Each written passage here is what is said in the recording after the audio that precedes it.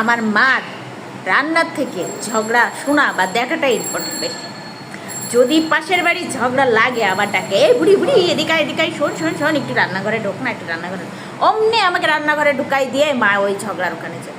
আর ঝগড়ার ওখানে যে কী করবে জানেন, একটা ঠাস করে এ পক্ষের বা বিপক্ষের কারোর কোনো পক্ষরা নিয়ে ঠাস করে একটা কথা কয়ে ফেলবে, সেই জায়গায় আরও লেগে যাবে আগুন। মানে আগুনে ঘি ঢালার জন্য আমার মা যে কী করে না করে, ঝগড়া শুনলে আমার মা ছটফট ছটফট করে। শুধুমাত্র একমাত্র আমার আব্বা যদি বাড়ি থাকে তো আমার মা বাবারায় না, কারণ আব্বা কয় কি ঝগড়া আরও লাগাইতে চাচ্ছিস, তা আগুনে ঘি ঢালতে যাচ্ছিস।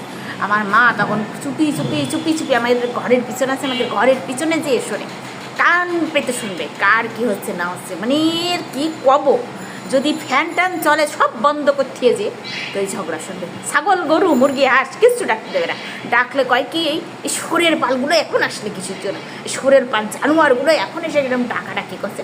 ঝগড়া তার কাছে কতটা ইম্পর্টেন্ট বাবা। আমরা তো ভয়ে কেউ কথা কই না, আমরা যদি